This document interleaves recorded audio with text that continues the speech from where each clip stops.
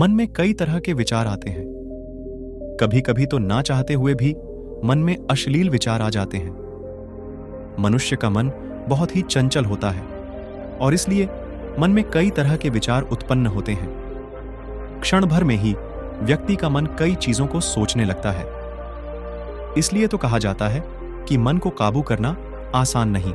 लेकिन गौतम बुद्ध ने मन को नियंत्रित करने के आयामों के बारे में बताया है। मन में विचारों का आना गलत नहीं है कि लेकिन मुश्किल तब हो जाती है या विचार ऐसी परिस्थिति में गलत होते हैं जब मन में अश्लील विचार आते हैं। कभी कभी तो ना चाहने के बावजूद भी मन में अश्लील विचार आते हैं। अगर आपके मन में भी ऐसे विचार आते हैं तो गौतम बुद्ध की इस कहानी से आपके विचारों में जरूर बदलाव आएगा। बुद्ध अपने भिक्षुओं को उपदेश देने के साथ ही उन्हें भिक्षाटन के लिए भेजते थे। एक बार उन्होंने अपने भिक्षु भरत को भिक्षा लेने के लिए एक श्राविका के घर भेजा। भरत पूरे रास्ते मन में यह सोचते हुए श्राविका के पास गया कि आखिर आज भिक्षा में क्या भोजन खाने को मिलेगा, क्योंकि भरत चंद्रवंश के राजकुमार थे और बुद्ध के सानिध्य भिक्षु के रूप में दीक्षित हुए थे। हमेशा भरत को महल में खाने के लिए स्वादिष्ट पकवान मिलते थे, लेकिन आज भिक्षा के रूप में उसे जो भी मिलेगा उससे संतुष्ट होना पड़ेगा। श्राविका के घर पहुंचकर भरत ने भिक्षा मांगी। श्राविका ने भरत को बैठने के लिए कहा और भोजन लाने के लिए घर के भीतर चली गई। इधर भरत फिर से अपने प्रिय भोजन के बारे में सोचने लगे और जैसे ही श्राविका भोजन लेकर आई तो भरत अचंभित रह गए। भरत ने देखा कि श्राविका ने उनके लिए मनपसंद पकवान परोसे हैं और अपने प्रिय भोजन को देखकर वह खुश हो गए। भोजन ग्रहण करते हुए भी भरत सोच रहे थे कि महल में तो उन्हें भोजन के बाद विश्राम करने की आदत है, लेकिन आज उन्हें भोजन के बाद वापस तेज धूप में चलकर आश्रम जाना होगा।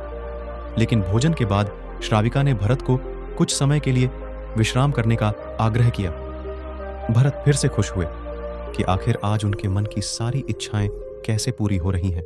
इसके बाद भरत कुछ देर विश्राम करने लगे, लेकिन विश्राम करते हुए भी लेटे लेटे वह सोचने लगे कि आज तो मुझे भोजन के बाद विश्राम करने को मिल गया, लेकिन ऐसा रोज रोज नहीं होगा। जब भरत विश्राम के बाद उठे तो श्राविका ने कहा कि आप जब तक चाहे यहां ठहर सकते हैं। भरत अब समझ गए कि ये कोई संयोग नहीं हो सकता। मुझे क्षमा कीजिए, क्या आप मेरा मन पढ़ सकती हैं? श्राविका ने हाँ में उत्तर दिया और कहा कि हाँ, मैं मन पढ़ सकती हूं।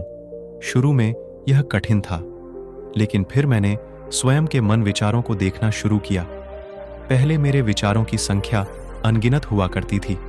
इसके बाद मैंने विचारों पर ध्यान केंद्रित किया, बिना पक्ष विपक्ष के अपने विचारों को देखने लगी।